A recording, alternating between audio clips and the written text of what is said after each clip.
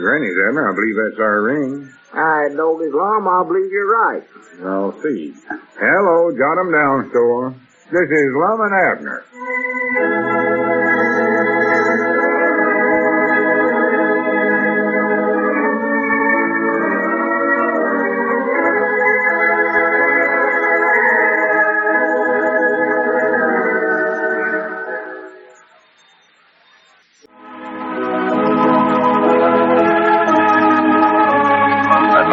What's going on down in Pine Ridge.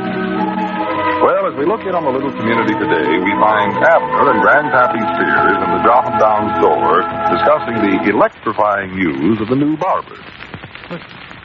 Lady Barber, by Jiminy, you know she's the first one of them things I ever seen, Abner. Oh, you saw her, have you, Grandpa? Well, from a distance. Uh-huh. I ain't been inside the barber shop, but I saw her through the window. Well, natural, I wouldn't think of going in there and letting her shave me or nothing. Oh, Natural, I wouldn't need it. Oh, she ain't a bad looker, though, I'll say that for her. no, it's out of here.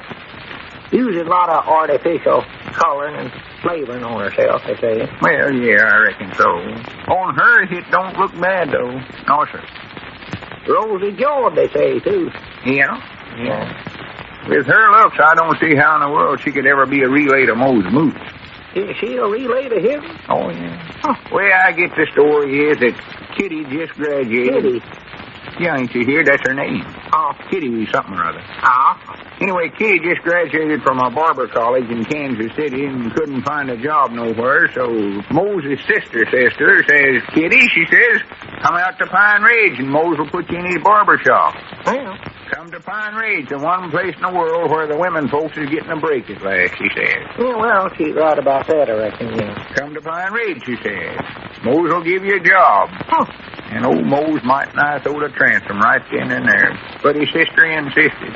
And he had to give her a job. Now he's tickled to death. Well, I don't wonder. Oh, he's making money down there now faster than he can find places to stack it up. Why, he must be. I know when I come by there this morning, there must have been 9 or 10 fellas there waiting for haircuts. 9 or 10?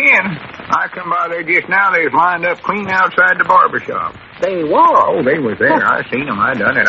Well, they was standing right there when I walked by. Father Lynn, they say like. Some of them look pretty silly standing there, too. He did. Yeah. Stacy Cadlow, for instance.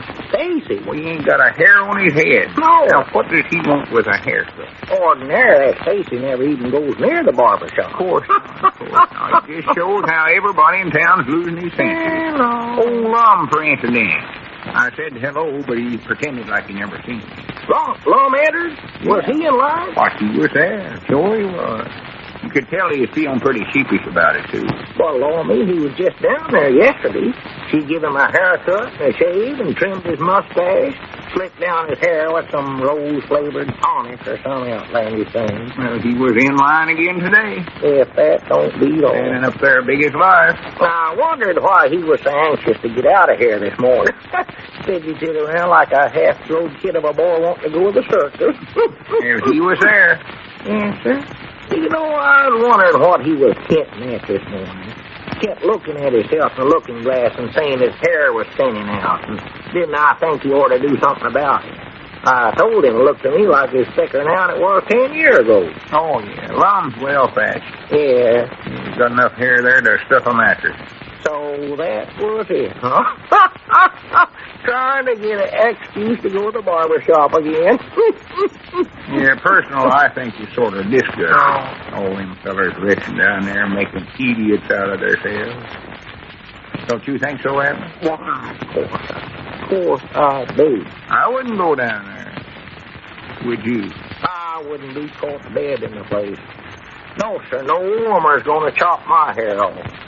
Well, of course, visiting does for me, but it's different. Oh, yeah, well, Charity does mine, too. Naturally. Naturally. But, out and out Lady Barber. I don't know, Abner. I just don't know.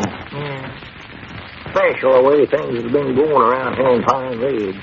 That blame women folks running everything now. Oh, man can't call his soul his own. He can't do it. Oh, sure, a man can't call his soul his own. Lady Barber. What'll it be next? No, sir. Yeah, You just don't know, Abner. Ain't either. Man, can't always hold his own. I know it. They say she's a pretty jolly sort. Kitty, I mean. Oh. Say she's pretty friendly. Got a good sense of humor. Jolly. Yeah, well, I hear that, too. Keeps right up, they tell me. Yeah? Got the answer. You know, Abner, I just thinking since Charity got to be alderman, or alderwoman, I reckon you call it, she don't have no time to do her own chores around the place.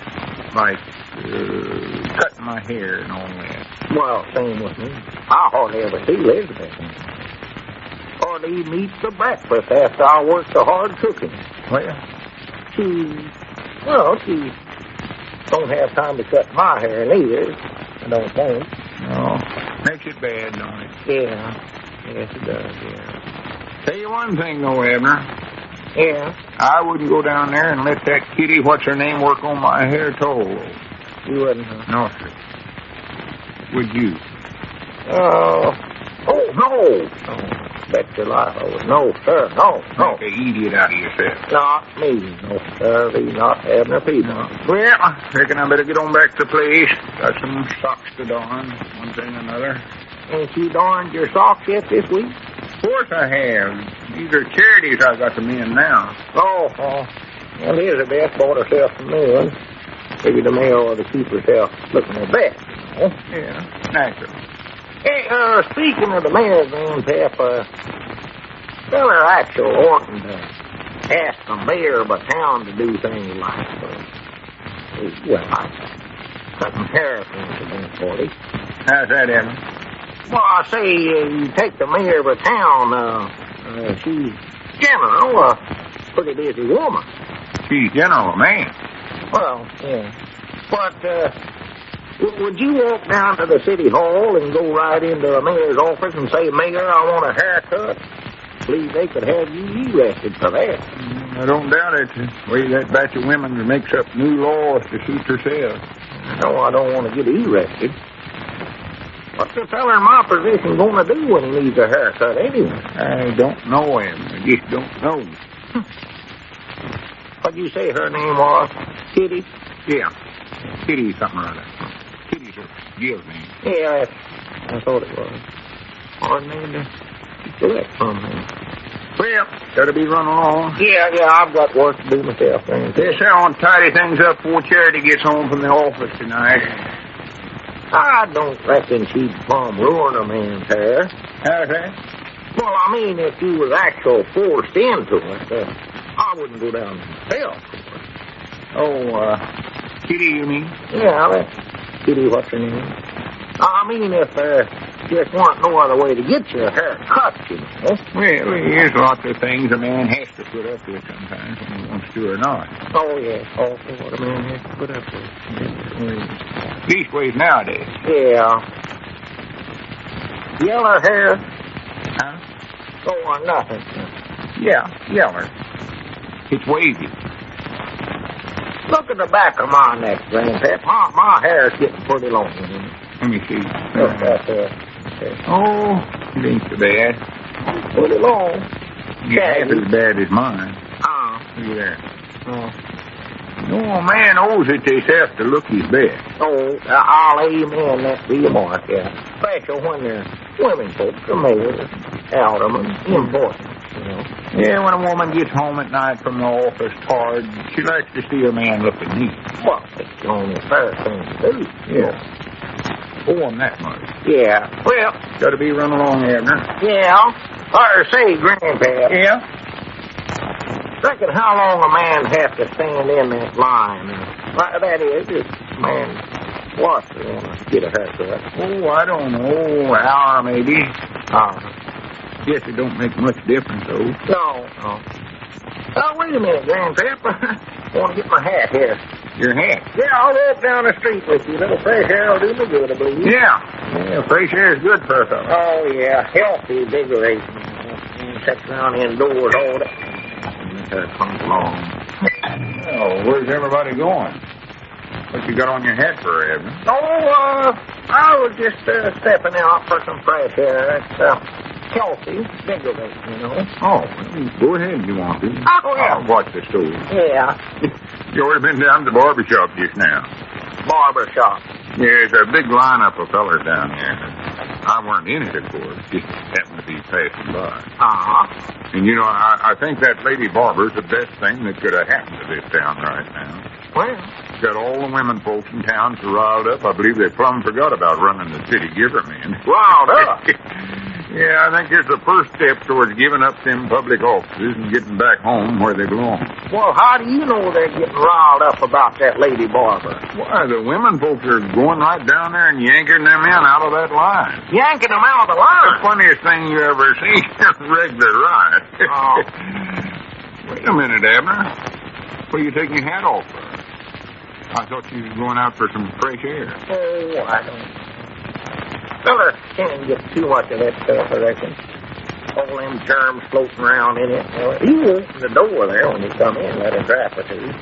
What are you taking your hat off there for, Grandpa? Oh, I don't know. I just thought it'd be nice to sit and visit for a while. Ain't got a thing in the world to do.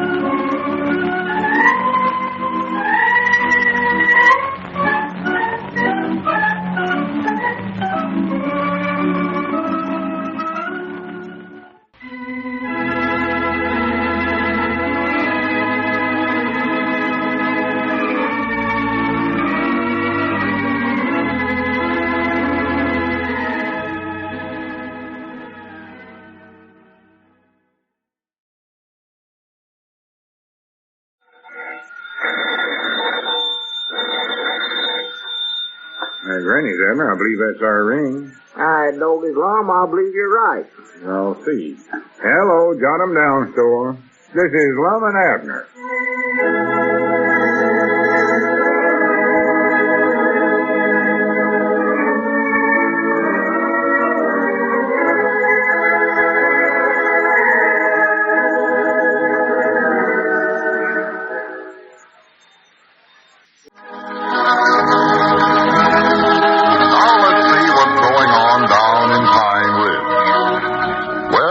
On the little community today, we find Lum in the Jotham Down store. Abner is just entering. Come in. Oh, it's you, Abner. Yeah, I'm sorry I'm late, Lum. No, that's all right. Business been pretty slow. Glad you're back now, though, because I want to go down. For goodness sakes, what's happened to you? Your hair. You been in an accident or something? No. You've been scalped, might not.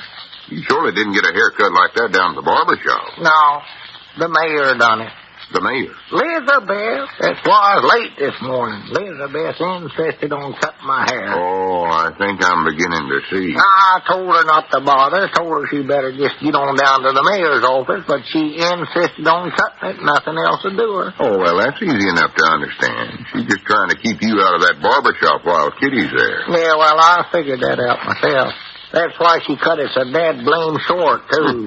She's making short I wouldn't need another haircut for 6 months. Well, another year, I'd say. Yeah. She's got you fixed up where you look like you got a mushmelon sitting on your shoulder. I know. What I don't like about it is my hat don't fit me no more. Don't it? No, every time I turn a corner, my hat keeps heading in the same direction. Looks like you're wearing your ears at half-mast. I know how I look. Don't remind me of it, no. If you go near a pool table, don't get your head too close to it or it'll wind up in a side pocket. No. Now, Lum just quit joshing me about it.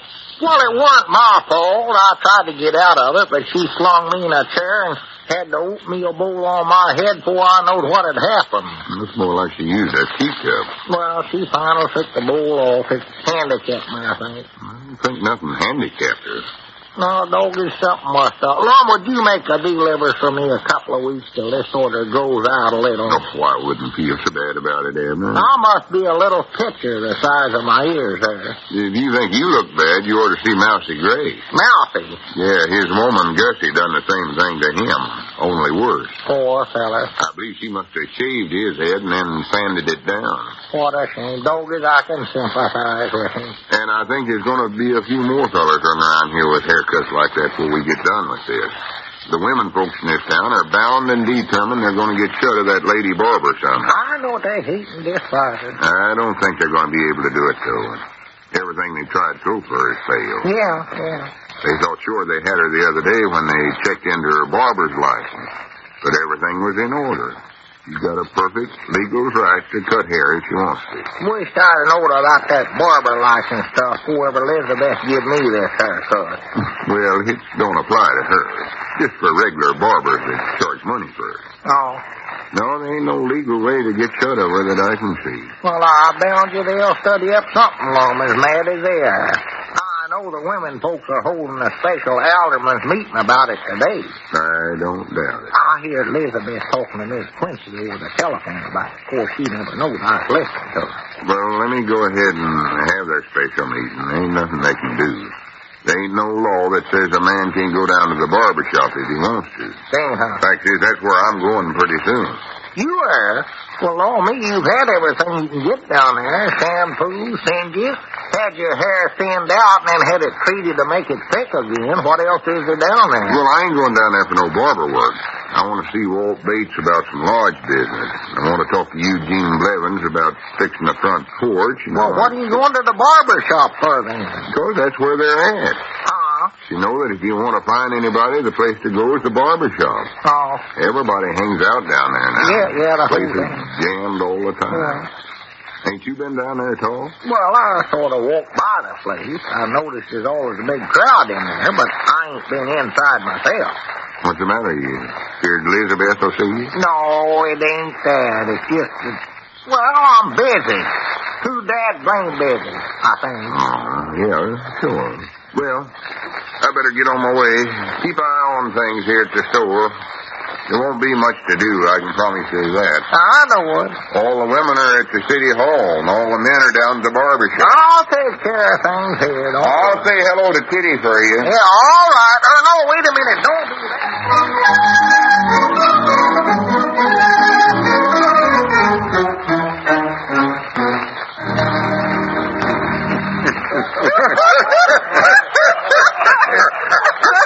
Come on, Ulysses. Get out of that barber chair. Gonna sit there all day? Yeah, you're done, Curly. Unsnap your safety belt. Get your feet back on terra firma. Okay. You better count your ears before you pay Brother Mose there. No refund on missing ears after you leave the barber shop. Okay. That's a great little vocabulary you picked up there, Curly. Harvard man. All right, who's my next victim? Jiminy, I am. No, you ain't, Gramps. Just hang on to your bubble gum for a while. There's a half a dozen of these handsome gents ahead of you. I think Clark Gable there's next. Oh, do you mean me, Miss Kitty? No, not you, Robert Taylor. You sat in this chair so much you're beginning to look like Whistler's mother. Whose mama did you say? Skip it, Dad. Who I meant was Checkered Vest Sam next to you there. Me? Yes, to be sure. Come on, Diamond Jim. Yes, thank you. Skimp's the name, Kitty. M.K. Skimp, Esquire. Okay, M.K., climb into the golden chariot and get the trimming of your life. A pleasure, Kitty. It's a pleasure indeed to be trimmed by the graceful, slender hand of the fairest of the fair. Oh, brother. Better watch out for him, Kitty. Can't believe a word he says. What do you mean? He's the only man here who knows what he's talking about. Yes. Well spoken, my dear. Well spoken. Sit still now. Let me wrap this oxygen tent around your neck. Yes. Anything you say, Countess. My fate is in your hands. So is your scalp, Skimpy. My scalp, my fate, my all. I entrusted all to you with the utmost confidence and pleasant anticipation. There he goes. Old Squire, keep right up with her. Skippy, I'll bet you even play the mandolin. Well, yes, I do strum a little. Used to, that is, when I was on the old Sneed and How do you Reedy want circuit. this dust mop cut? Short, long, or stout? Just trim it lightly, Countess, leave enough to cover that, shall we say, rather sparse section on top there. Sparse section? I'd call it a bacon lot. Kitty, what do you think you do? My hip cat. Granddad, what you say? Oh, don't worry, Skippy. I won't reveal your secret to the fair damsels in this verse. You know, speaking of damsels, I don't believe I'm exactly what you call popular with them. No, there is a noticeable lack of enthusiasm among them for your presence in Pine Ridge, I believe, Kitty. What are the Wrens up to today? Not a single one of them has come around asking to see my license so far today. Well, I can tell you, Miss Kitty, they're having a special meeting. Special Board of Aldermen's meeting. And it's about you. Well, ain't I getting to be somebody? Get me? You ain't got a thing to worry about, though, Miss Kitty. Oh, no? No, because there ain't nothing they can do to get shut of you. Well, you're a dear, sweet, lovable gentleman. I wouldn't go so first to say that. But, certainly. brother, you ain't got the least idea what can happen when a bunch of dames get together. They're probably cooking up an atom bomb for me right now. Are you a bachelor, Bob? Why, yes, Mom. That's what I figured. Well, what are you blushing for, Lon? You're ready to be. Just like a riding fighter. Come on, leave him alone. Hey, Skippy, do you want this quick shampoo? Anything you say, Countess. I'll leave it up to you.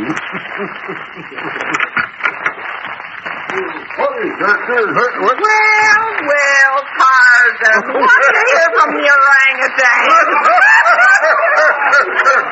Mom? Skippy, did you say you wanted shampoo? You fellas want to hear the newest law? The newest law. Have those women been at it again, Cedric? What is the law, Cedric? It's typewritten on this paper here. They suggested I bring it down here as long as this is where everybody's at. No. Let me see it, Cedric. Yeah, read it, Lon. Let's see what we have to put up with now. This is statute number 111-789, section A and B.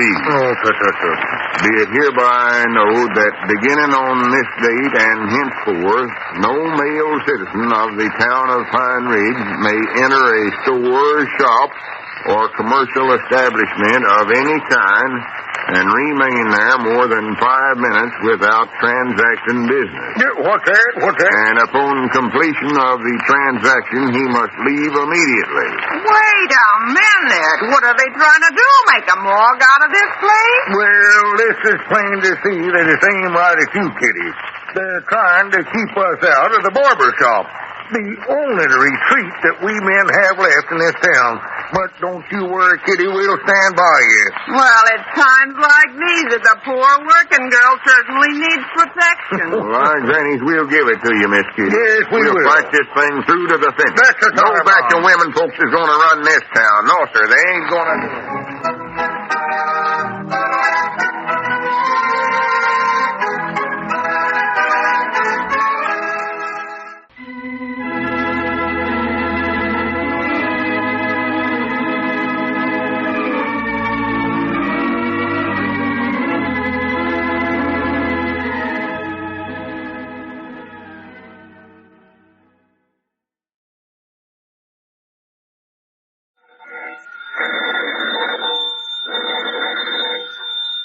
Granny's, Abner, I believe that's our ring. I told his Lum, I believe you're right. I'll see. Hello, jot 'em down, store. This is Lum and Abner.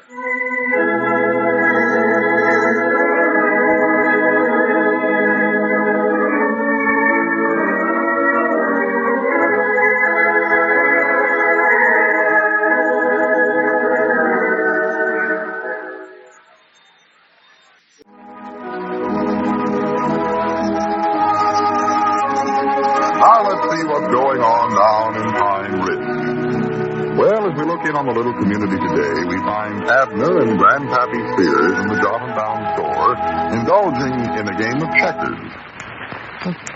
Well, hurry up, Grandpappy. Sure move. Don't just sit there. Well, I'm studying, figuring out a good plan here. You ain't no such a thing. You're just sitting there wishing that you was down there at the barber shop and you know it. Well, I do miss it.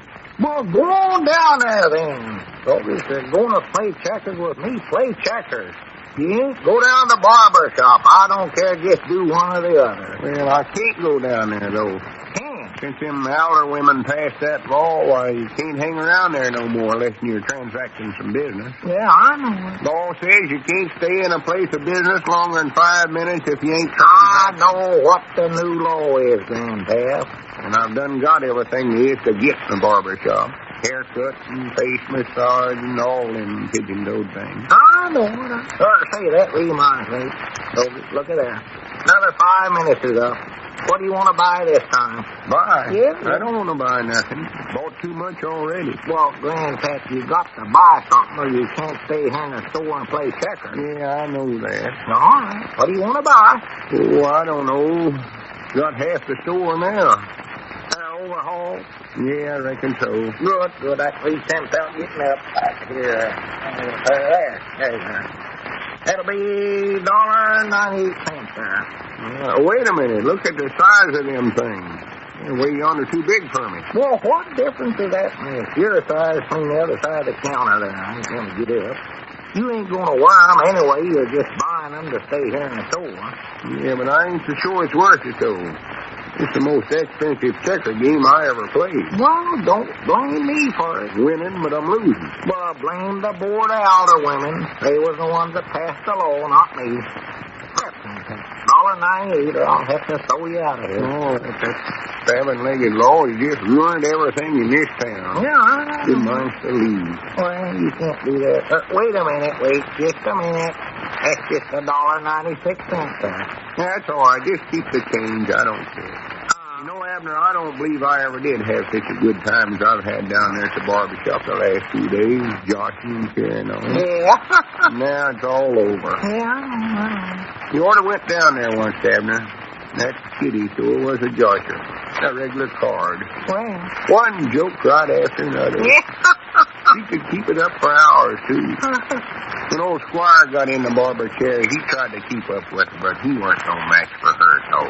Why, what? No, she out-kept him 6 ways from Sunday. I was the only one could josh right along with her. You was. Well, natural. Lum told me that he was. Lum? That's what he said. About all he done was just sit there and blush every time she said something to him. By the way, where is Lum? Well, I reckon he's down there right now. Well, how could he go down there? He's had everything on the list. Oh, well, him and Squire and a couple other fellas going to try to help Mose study up some way to get around that new law. They said that it was high time the men folks stood up and fought for their rights around this town. But come on, Grandpa, you still ain't made your next move. Well, I'm working on something here. It's a long-range plan. Well, hurry up. It'll be time for you to buy something else here. Yeah, heavy whip for then. Well, hurry. I go slow at first, and I strike like lightning. Well, go ahead, strike. Do something. Pumic bomb. All right, hurry up. Don't talk. All right, let's see here now. Come on. There you are, right there. Huh? See if you can get around that, Mr. Big Brain. Oh, nothing to it at all. Take your time, you need it. You know, I don't believe I've ever saw a woman like that kitty before. I wonder if all the women in Kansas City's like her. Wish you hadn't moved there. Don't get that ruined my idea. Well, I'll study something different. After you was to Kansas City once, did the women look like her? The generality run of them, I mean? I don't recollect that. Don't interrupt me. I'm studying here. More likely they were. You take big city women, and I don't know, they just look different sometimes. Like big city women. See, I believe I'll put this little man right there. I'm sure they're different. Some way. All right, Grandpap, go ahead. You got to jump me there. Huh? You got to jump me right there. See? From there to there. Oh, yeah. You know, I recollect that time I was in a big city. Grandpap, are you going to play checkers with me or ain't you? Yeah, sure, I'm playing. I'm winning, too. Not now, you ain't. Go ahead. You got to jump right there. All right, do it, man. Stop dreaming about everything else. No, I'll just jump right there. Never will forget that time I was in Springfield, Illinois. So must have been, 10, 15 years ago. Grandpap, that checkerboard is right here in front of you. Oh, could have been 20 years ago. Never will forget. Springfield, Illinois. So it was. Grandpap, it's your move. I know. Let me tell you what happened to me in Springfield, Illinois. You never was in Springfield, Illinois. What do you mean I was? That was Charlie Redfield that was there. Why, it was not. It was Charlie, wasn't it? Why, well, you ain't move. It's my move, you Yeah, say? yeah. I'll move right there. All right. You got to jump right there. I'll just take Oh, wait. Just a minute. Oh. Put it back. Right now. What's the matter? That's my man. I got a right to move him. I know it. I ain't complaining about that. Look at the clock. Another 5 minutes ago. Time to buy something else for you. I have to do that, Abner. That's the law here in this town. Well, we always run this store legal. What'll it be this time? Oh, I don't know. Make it something else that I can reach without having to get up there. I've done bought everything within reaching distance, eh? I see. I believe you have it there. No. There's that bowl of dress goods there. Now, what in the world would I want with a bowl of dress goods? Well, you ain't going to use this junk no way, Grandpap. You better take that bowl of dress goods. I'll give you a special warning. Let's see, I'll let you have a whole bowl. Let's see if I can reach it. Yeah, I got it. Give it to you, $3. No, I don't want a whole bowl. Well, I can tell you right now, I ain't going to get up and look for the scissors and cut off a piece of it. Take the whole bowl or nothing at all. Special bargain. Wonder how them flowers would look on a shirt. Well, you can. But it's an awful price to pay just to whip you at a game of checkers. Wait a minute here. I ain't got no money left. No money? Well, trade me something, man, Grandpa. How about a pair of overalls? Yeah, all right, that ain't enough. Well, I'll throw in, let's see, what else have I got here? I'll throw in this wash tub. That still ain't enough. Why, them two together cost more than $3. Grandpa, that's when they was new. They're second hand now. I can get Wait a minute, you little woman, are you trying to take advantage of that new law? I believe it was your idea that they passed it. I never done no such a thing. I'm against it. As far as I'm concerned, this checker game is over right now, right this minute. I can't afford to make another move. Well, now, wait a minute. Come on. Yeah, don't fall off the handlebars that way, man. Tell you what I'll do. I'll give you the money back, and then you can give me the merchandise back, and we'll start all over. Well, all right, that's better. So that I got you trapped in this checker game, I ain't going to let you get out of it now. Move. We feel that. Go ahead, sure move. You got to jump right there. I do. Yeah, jump right there. Yeah, I don't know where I want to or not. You got to do it, Grandpa. Don't shout at me. I hear you. Morley. Well, I don't know. Hard enough time concentrating on this game this year. Well, concentration. Just keep expecting a kitty. That's good. Here she was doing so good down there at the barber shop, and now look at her. Well, she's still doing a good business, ain't she? Oh, yeah, she keeps working steady, but I don't know what it is. Have to rest in there and get a shampoo or something and rest right out again. Ain't no fun at all. You know, we even had some songs going down there the other day. Come on, Grandpap. You're my man there. You know you're just strolling around. I am not. You know that you're whipped and you're trying to get out of going on with the game. I ain't no You have done it and you know it. Max, you're feeling sorrowful for that poor woman down there. What move? All them pigeon-toed women folks of ours trying to run her out of a job. It's a seven-legged chain. Well, I'll agree with you, but move. Come all the way down here from Kansas City, and what does she get? Grandpappy's got a shop there, right there. What does she get? She gets treated like a pigeon-toed dog. Are you going to move or ain't you, Grandpap? All right, I'll move. Is this where I have to jump you? Why, yeah, right. Now, wait a minute. Put it back. Time for you to buy something again, Sam. I ain't going to do it, Abner. I'm sick and tired of that. Well, that's the law. I don't know, wait a minute. There comes Lum. You can ask him if that ain't the law, too. Hey, Lum, I want to ask you something. Some other time, Abner. Come on, Grandpap, get your hat. We're going back to the barber shop. I can't go down there, Lum. They've got that new law on there. Well, that don't matter. Just bring along something you want to trade off. Trade off? Yeah, there's a new sign out in front of Moses' place. It says Moe's Mooch Deluxe Barber Shop and Swap Exchange. Now you can sit there and swap something with somebody every 5 minutes and stay there just as long and as legal as you please. You can? I guess this will show them women how much they know about passing laws. Come on, Grandpap, let's get down there. The joint's jumping again.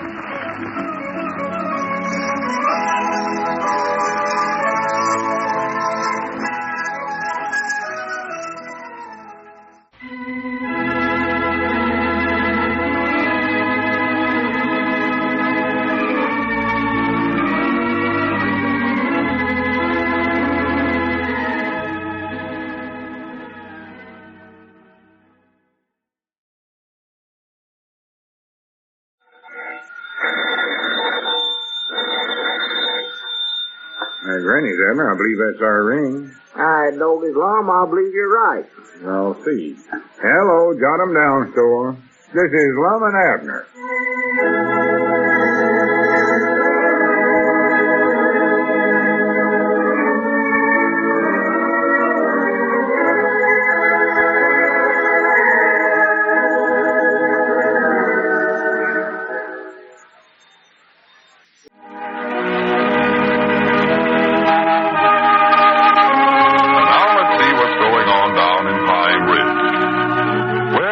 On the little community today, we find Lum and Abner in their Jotham-down store. Lum has some plans for his partner. Law books? What in the world do you want me to read your law books for? Well, I think you ought to know something about the statues of Pine Ridge if you're going to run it. I ain't going to run Pine Ridge. Elizabeth is. Her and all them other women folk. Yeah, but unless I've lost my reasoning, they're just about to give that up. Well, I don't see how you figure that. Why, it's plain as day. Any idiot can see that.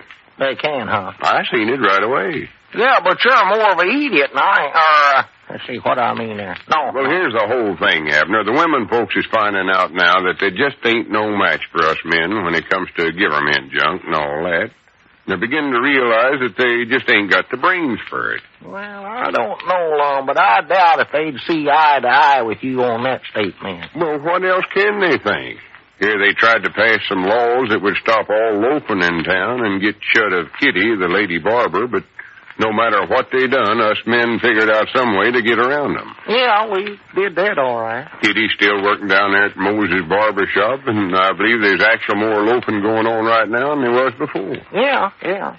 No, there's just one conclusion you can come to, Abner. The women has met their match, and they know they're whipped. Well, I wish I could believe you on that, Lum. Tell you, I'm just getting sick and tired of doing all the cooking and the housework and the mending and all that over there. Special when I just don't get no thanks at all for it. Well, all that'll soon be done with. You don't know how much it would mean to me, Lum, if just one time she'd say, "Oh, my goodness, Abner, these dumplings is wonderful." "Oh, my, Abner, how clean you keep your kitchen floor looking." But no. From her, not a word. Well, I wouldn't feel too bad about it, Abner. Some wives just take their husbands for granted. They do, huh? I tell you, these women, Lum, just don't realize how much work there is to keeping a house looking neat. No, they don't. She thinks all I have to do is just sit around and eat peanut brittle.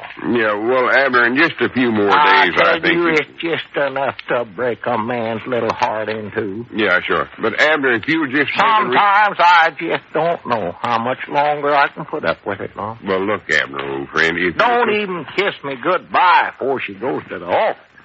Just gives me a little peck and then rushes out the front door. Yeah, well, the way to look at it is It's cruel, that's what it is. Plumb cruel. Has to work at the office practical every night.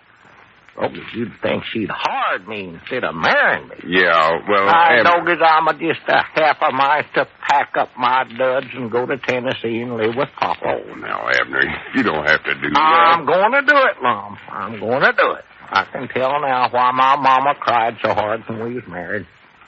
No, if Elizabeth wants me, why, she can just come there to Tennessee and get me. I'm through with things the way they are. That's all there to it. I'm done. Now, wait a minute. You're getting yourself worked up over nothing at all. Nothing? You call this nothing? Well, now, calm yourself over there down. Day and night. It ain't as bad as you think. Oh, me. What you ought to do is get away from the house and the store once in a while. I'd love to get away from it for good. Go down to the barber shop. Down to the barber shop? Yeah, it'll do you good down there. Oh. You think I ought to? Why, sure. I said so, didn't I? Well, yeah, but, I mean, you reckon it'd be all right? What do you mean, be all right? Of course it would. Oh. Has my hair growed out any? Look at it. No. Well, after that last haircut Elizabeth gave you, you ain't got nothing but a stubble peel on top of your head. Yeah, it looks like it's cut with the moors too close to the ground, too. Well, the way it's chopped up there, looks like she beat it off with a wet rope. I wish he had a... But you could get a shampoo. No, it'd be a waste of soap with as little hair as you got right now. Yeah, you're right. Maybe I better not go. Just forget it. No, you got to do it, Abner. Stay home and slave. I know. You're afraid Elizabeth will find out, because she's more likely told you to keep out of that place or she'd whop you on. Well, them weren't her exact words, but she sort of did get that idea across to me. That's what I think. I believe you're scared of her. Huh? Would you fight her if she'd make your way? No, sir. No, sir. She won't fight fair, Aunt Elizabeth. Picks up stuff. Why, she'll throw anything at you she can get her hands on. Well, now, that's just why you've got to go down there. Stand up for your rights. Don't let her boss you around. Don't, huh? Tell you, things are going to change around this town. Oh. Well, I reckon I could get a shave. Of course you could. Now you're talking. Now go on down there. I'll watch the store. A fellow ought to keep himself looking neat, well shaved and all that. Why, naturally you ought to. For business reasons. Why, sure. Sure. Abner, you don't need to study up no excuses to go down there and have Kitty shave you. Just go on down there and do it. Go on. Don't just stand there looking silly. Oh. Does it tickle when she shaves you? Oh, for goodness sakes. Well, you know how ticklish I am. Abner, go on down there before I throw you out of the store. Now, go on. Yeah, all right, I'm going. I'll go. Just hope I ain't making a mistake. Well, you ain't, but hurry back, because I want you to read up on how to be mayor.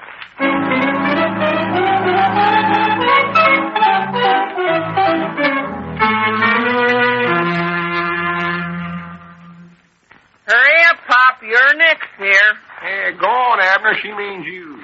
Oh.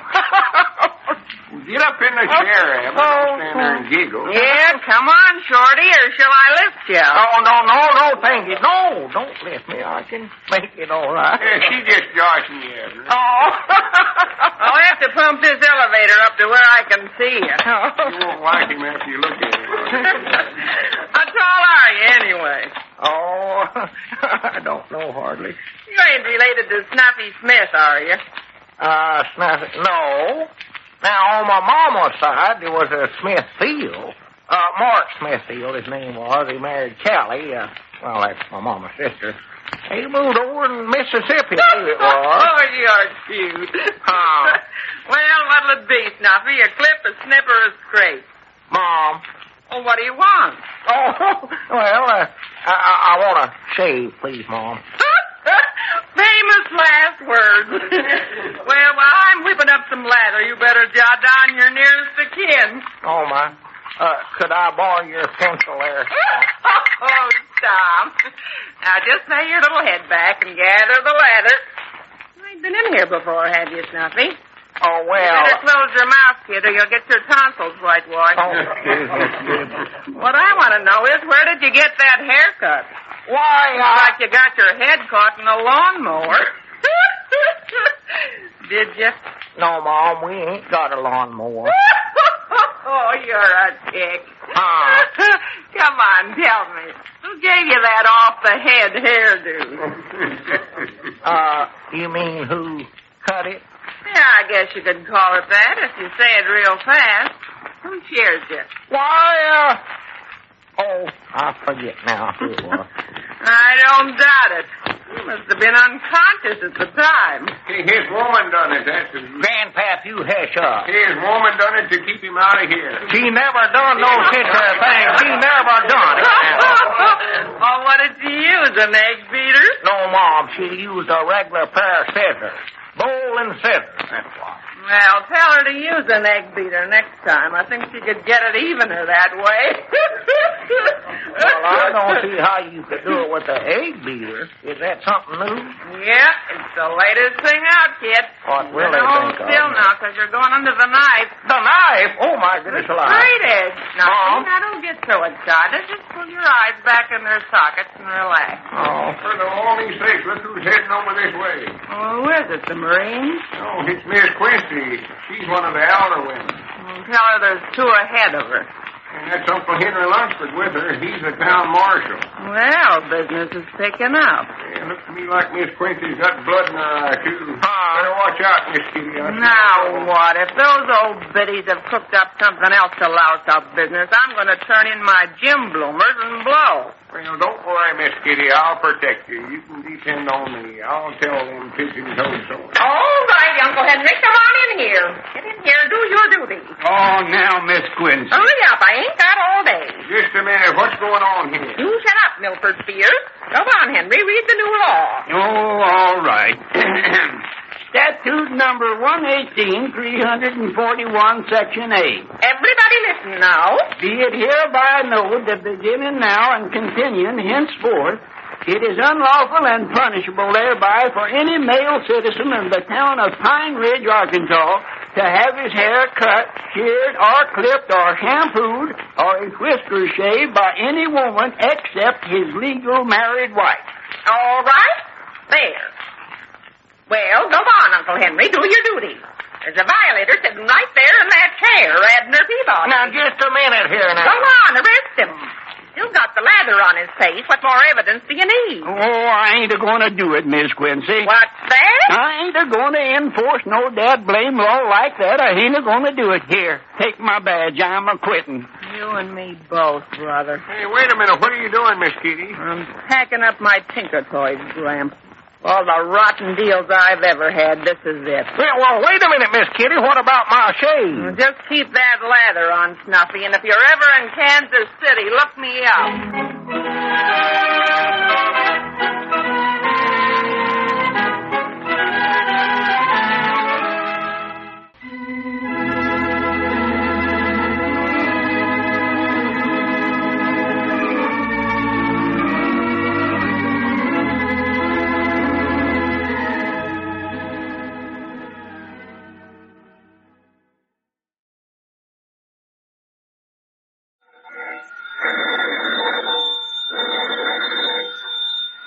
Granny's, Abner. I believe that's our ring. I know this Lum. I believe you're right. I'll see. Hello, jot 'em down, store. This is Lum and Abner.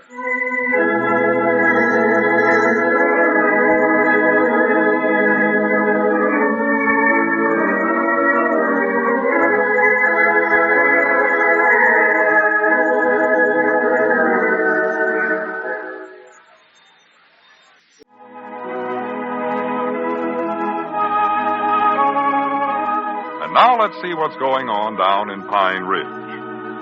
Well, as we look in on the little community today, we find the old fellows in their jot-em-down store. Abner still is upset over his unfortunate experience of the day before. Listen. I still don't know why I done it. Oh, for goodness sakes, Abner, hush up. Well, why did I ever step inside of that dad-blame barber shop? Abner, I've stood for all this carrying on I'm going to. Now, just cut it out. Forget about it. I reckon I just lost my head. That's what I done. Must not have known what I was doing. Well, I reckon the first thing I knowed, I was there with that lather on my face and Kitty standing over me with a razor in her hand. Oh, you knowed what you was doing, all right. I must not have, Lum. Must not. In fact, says, I think the first thing I recollect was when Miss Quincy come in there and caught me. Caught you? Yeah. Granny, you talk like you'd actually committed a crime of some kind. Well, Lum, I was breaking the law. The only law you was breaking was the one them idiotic elder women had made up, and I ain't so sure them are actual legal laws. Yeah, but Lum, the law is printed right in the statutes book, so Elizabeth says. Says right there in black and ink that no man in Pine Ridge can have any woman cut his hair or shave him except his own wife. And there I was, sitting there, big as life, getting a shave from Kitty. In the first place, she never got around to shaving you. She Oh. quit her job and left town before ever she got started. Yeah. Left you sitting in the chair with soap on your face. In the second place, I doubt if the law had ever even been passed yet when you went down there yesterday. Yeah, but Elizabeth says it was passed before I got out of there. So that makes me a criminal, no matter how you look at it. All right, go ahead and be a criminal. I don't care. Well, Lum, I don't want to be one. To hear you talk about it, think you did. Lum, your trouble is you just don't know what I've been through. I've been suffering the pangs of my conscience. That's what I've been doing. You've been what? Suffering. S-U... Well, what do you think I've been doing, having to listen to you? Well, I broke Elizabeth's heart, though, Lum. That's what hurts me. Broke her heart? Yeah, broke her little heart, she I said. don't see how that could be. Well, that gum Miss Quincy run right back to the mayor's office yesterday and told Elizabeth how she caught me sitting right there in the barber shop with the evidence right on my face. And the worst part, she told Elizabeth right in front of all them other elder women standing around there. Elizabeth said it was awful humiliating to her. I don't think none of them women even know how to be humiliated. Well, Elizabeth does, Lum. She said that she'd bragged on me. That's what made it so bad. Bragged on you? Yeah. Said she had set me up before them other women as an example. Well, I could have told her that was a mistake right then. Well, I never had nothing to do with it, Lum. She was the one that was doing the talking. And she told him, she says, Abner is the one man in Pine Ridge that would never let himself be made a fool of by no lady Barber. And look what I did. Lost my head completely. Now, don't start that again. She said that I'd broke her heart, Lum. Said I had broke it in 1,000 little pieces. She just cried her poor eyes out. Cried? Oh, she just carried on something wonderful. She said I was the meanest man in the whole world. And I don't know. Maybe she's right. Maybe I ought to just hate and despise myself. Maybe I ought to quit speaking to me. I don't know. Well, that's not bad idea. Try to work me in on that, too, if you can. Because I'm just a good mind to eat everything I don't like. I'm going to get my next pair of shoes too little for my feet. That's what I'm going to do. Well, I'll tell you what I'm going to do. While you're sitting around here moaning, I'm going to do something about this woman giverment situation of ours. I'm calling a meeting tonight. A meeting? Yes, sir. What kind of a meeting? Oh, a meeting of some of the men folks. Oh. It's high time us men got together and taken some action. Tis, huh? When them women go so far as to ruin somebody's business and then run 'em out of town, well, that's just going too dadgum fur. You talking about Kitty? Why, sure. Oh. She had a perfect right to work there in the barber shop and earn a living for herself.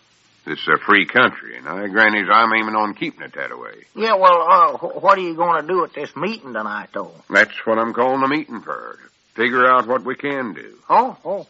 I've done talked to Ulysses Quincy and Walt Bates. They're both coming. There, huh? Yeah, I think I'll call up Earl Pomeroy. He'll want to get in on this. Yeah, Earl's a good one. Yeah, what's his ring down there, you know? Oh, I don't know nothing.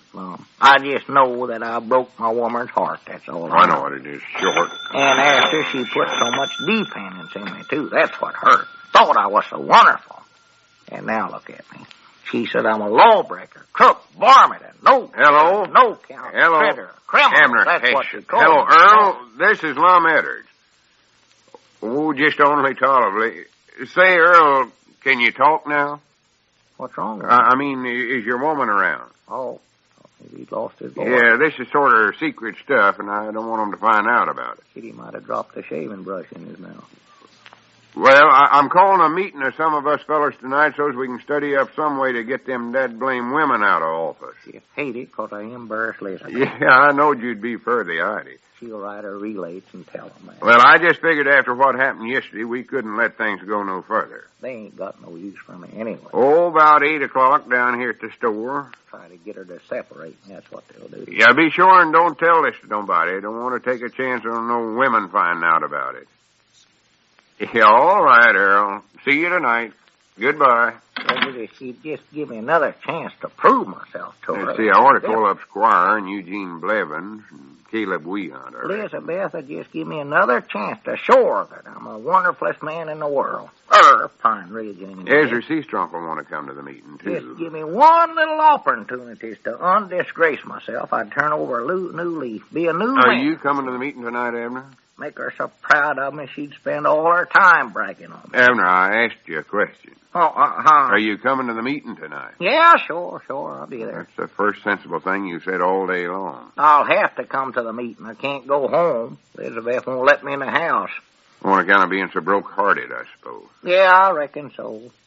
You wouldn't think to look at a little feller like me that I could be such a mean, ornery varmint as she claims I am. You wouldn't think you'd be such a addle-brain either. Now, hush up and let me make some more phone calls here. So we just broke Elizabeth's heart and broke her favorite flower vase this morning, too. I done that. Oh, you did? How'd you do that? Why, she throwed it at me, and I stood there and let it hit me in the head. Never even ducked, not even a little bit. Stood right there, deliberate broke it, she said.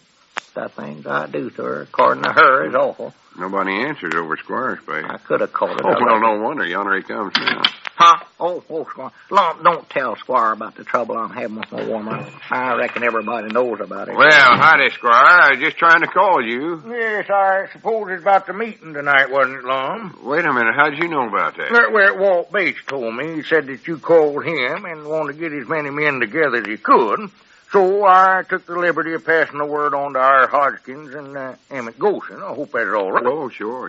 Just so the women don't find out about it, it's all I care about. Yeah, well, don't worry, Lum. I fully recognize the need for secrecy. And I took the utmost precaution to keep the information from the women, too. Well, good. But I'll tell you one thing, Lum. I'm certainly glad that you're taking the initiative in this. Bring this thing to a head. It's now or never, you know. That's just the way I feel about it. After what happened at the barber shop yesterday, there's no telling to what length those women are liable to go. That little triumph of theirs in running Kitty out of town gave them a taste of power. And that's a dangerous thing in the hand of women folks. Oh, it is. Dangerous as all get out. Yes, there's nothing more calamitous than power in the hands of a group of irresponsible, inexperienced, empty-headed women. You're just right about it. No, what we got to do, Lum, is strike now before they bring disaster to our peaceful little community. That's just what I figured. Tomorrow might be too late. Oh, yes, indeed. By the way, do you have any definite plans, Lum? That is, have you thought up any course of action that we can pursue? Well, no, to be honest, I ain't, Squire, but I figured when we all get together tonight and talk things over, somebody's bound to come up with a good subject. Yes. Well, I don't have anything definite in mind either, but I was thinking now what we might Squire, do. Don't say it now. There comes Cedric Weehunter. Oh. He hangs around the city hall all the time. He'd rush right back and tell the women everything we said. Yes. What in the world that's he carrying there? Looks like a old bugle horn or some kind. How do you do, gentlemen? For the land's sakes alive, Cedric, what is that? Proclamation. Looks more like a horn to me. Don't interrupt me, Mr. Abner. Proclamation.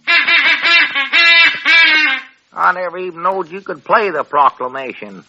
You don't play it, Abner. You read it. A proclamation is an edict, an official announcement, a law. A law? Yeah. Uh-oh, them elder women must have been at it again. Is that what it is, Cedric? A new law that our lady legislators have just enacted? Oh, I don't know. It's a proclamation, I know that. Yeah, well, go ahead and read it then, Cedric. Yes, Mom. And stop blowing that horn. Proclamation. Oh, my. Be it hereby known that beginning of this date and henceforth there shall be rung every night at 8 o'clock a curfew bell, after which it shall be unlawful for any male citizen to appear on the streets of Pine Ridge unless accompanied by his wife. Unless accompanied... Why, this is outrageous.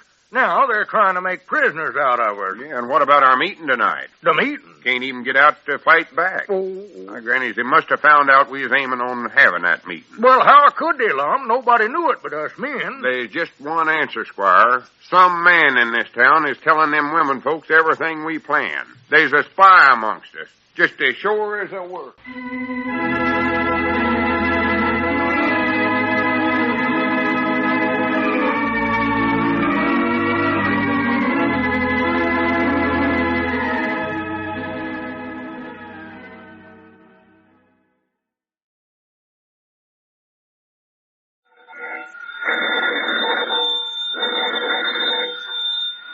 Granny's, Abner. I believe that's our ring. I noticed, Lum, I believe you're right. I'll see. Hello, jot 'em down, store. This is Lum and Abner.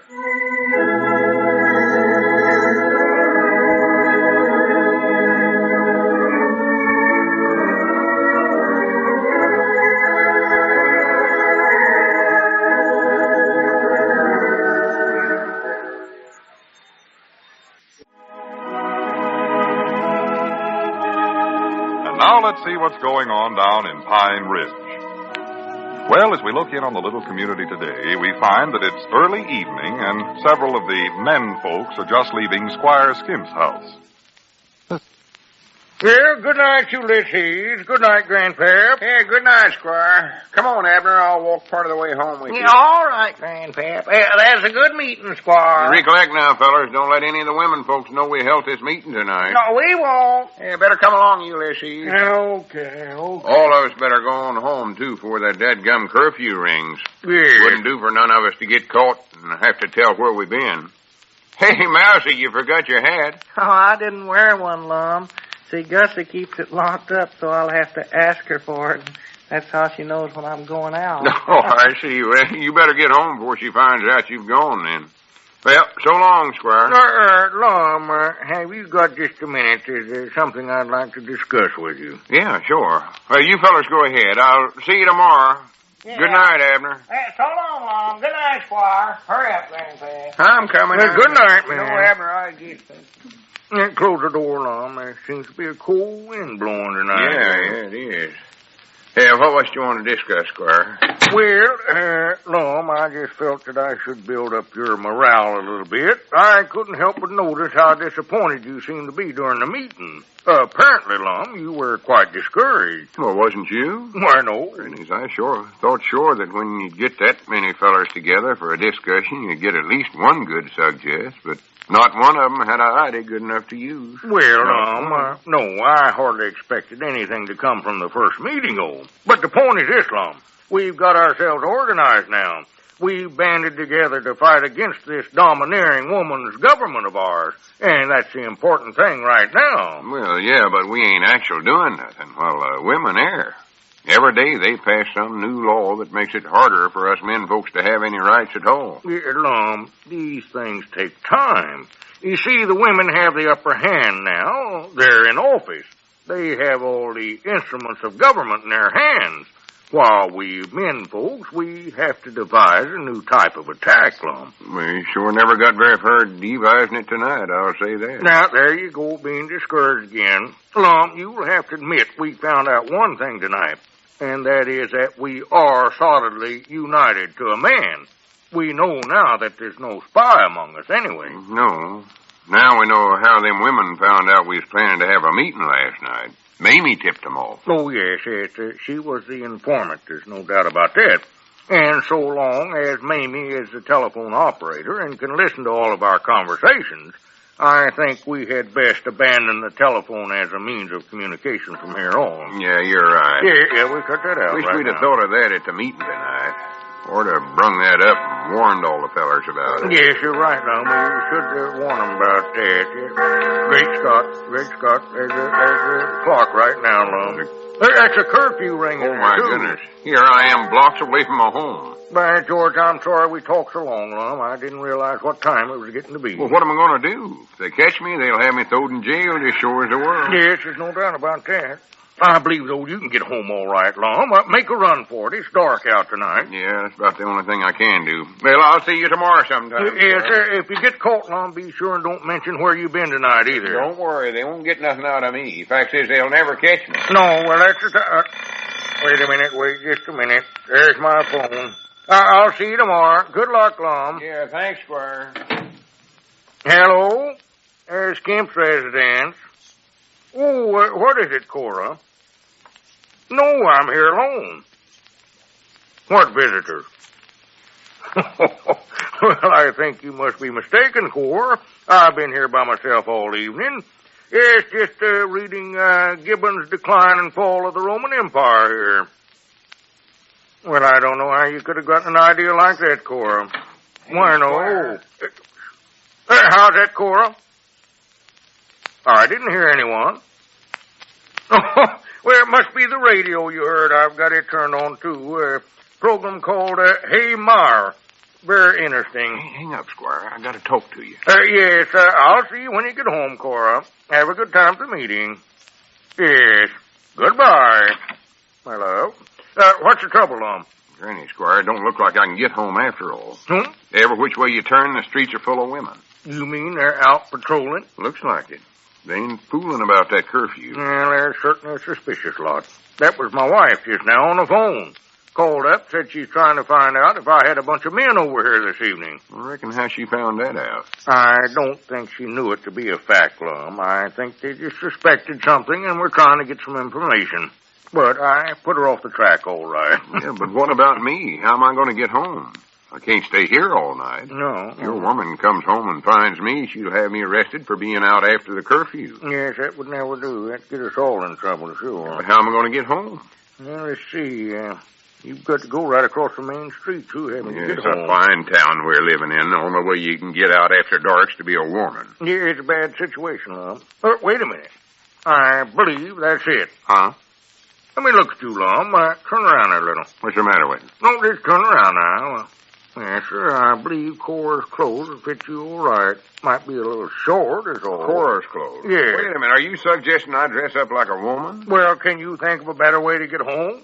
You don't want to get arrested, do you, Lum? Well, no, of course not. You're one of the leaders of our organization. We can't afford to have you in jail. We need you, Lum. Yeah, I suppose you're right. Man of my type and all. Come on now. We'll just see what we can do. Follow me right in here, Lum. I surely hate to get caught rigged up that way. Well, with women's clothes on, nobody'll ever notice you at all, Walk home just as smart as you please. Let me see here. You know, she had so many clothes in there. How's this little number here strike your fancy, Lum? I don't know nothing about women's clothes. Anything you think looked good on me'd be all right. Folks tell me that green's my color, though. I believe it'd be better if you'd wear something dark. If your Mother Hubbard wouldn't look too good on you there. No. Here's one here that seems to be a little longer than the others. Slip that on, Lum. Let's take a look at that. If anybody ever finds out about this, I'll die. They won't. Don't worry now. She should have a hat to go with that. Let me look here and see what Cora's got in the way of her Will hat. you hook me up in the back there, Squire? Oh, yes, sure, yes. Turn around, Lum. Hold still. I believe you're a little thinner than Cora. Maybe I better get you a belt for this dress, too, Lum. I feel silly, Squire. Lum, it's better to feel a little silly tonight than to be in jail tomorrow. You better roll your pants legs up there, too, Lum. Oh, yeah, I might not forgot about that. Let's see, here's a little bonnet here. Looks like. Try this on, Lum. It's pretty good size, and it'll hide more of your face. Got a veil with it, too. Try this one time. Yeah, that veil will be handy. Yes. Can't see through it, hard. Sit on your head, Lum. Right up there. How's that? And then all right on the veil goes in front. Turn around a little more, Lum. Stand out in the wind there if you get to... You got it right flat on top of your head, Lum. Pull it down on one side. Lum, one side down and the other side up over your eyes. There, now, that looks better. How does it look now? Well, I don't know. Seems to be a little something wrong there yet. Want me to tip the hat some more? No, don't tip it anymore.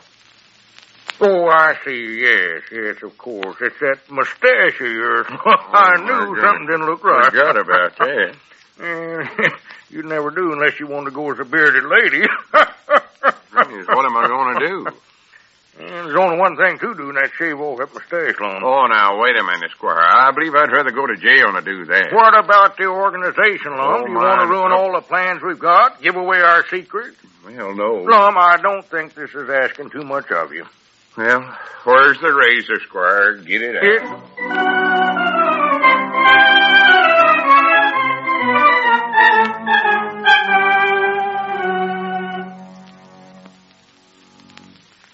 Granny's what a man has to go through nowadays. If you weren't a sight, Lum, you look like a Gibson girl. Well, don't laugh, Squire. You don't know how much that mustache meant to me. By George, I certainly never would know you without it. Now, just tie that veil around. Let me take a look at you there. Why, I can't even see your face at all, Lum. Sure. You know, you look like an aunt of mine over in Oklahoma, sure as a world. Well, I don't see nothing so dead blame funny about that. I'm going to get out of here and get home so as I can get out of this. Yes, that's the thing to do, Lum. My goodness, who's that? Oh, I don't know. You better get out in the kitchen there quickly. Oh. Mr. Skim, good evening. What? Good evening, Mrs. Quincy. I hope you'll pardon my busting in here, but... Oh, excuse me. I don't believe I've had the pleasure of your acquaintance, ma'am. This is an aunt of mine from Oklahoma, Aunt Clara, bless her heart. Oh, how do you do? Aunt Clara's having a little throat trouble, Miss Quincy. Laryngitis, I believe. Oh, well, I'm sorry to disturb you, Mr. Skim, but I'll be frank with you. I fully expected to find a gang of men over here. How could you ever have gotten an idea like that, my dear Mrs. Quincy? Well, I see I'm wrong, lucky for you. Yes. Oh, by the way, Aunt Clara, I see you have your hat on. Yes, she wears it now all the time. Yes. I suppose you were on your way to meeting to see Mrs. Skim. Come along, I'll take you over there. Just a minute. I don't believe Aunt Clara feels up to it. Oh, nonsense. Come along, Aunt Clara. You'll enjoy meeting the other women. Come on. Now, just a minute, Miss Quincy. Now, come along, dear. Good night, Mrs. Skim. I'm sorry to have bothered. Good night, Miss Quincy. Good night.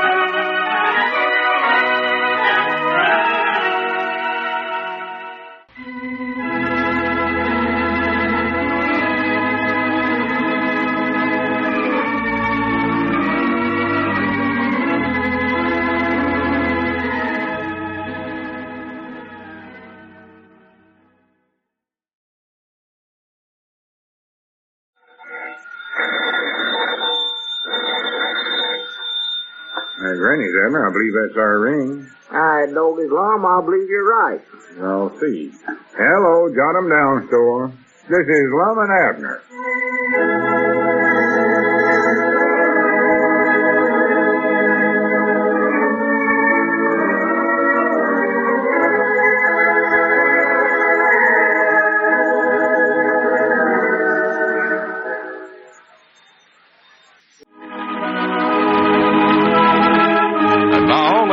What's going on down in Pine Ridge? Well, as we look in on the little community today, we find poor Lum asleep in the jail.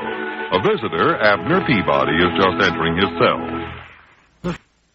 Hey, Lum, wake up. It's me, Abner. Hey, what's that? I come to see you, Lum. Yeah, I must have dropped off to sleep here. I never slept hardly a wink all night long. These jail beds is the hardest dadgum thing there. What are you laughing at? What's so funny?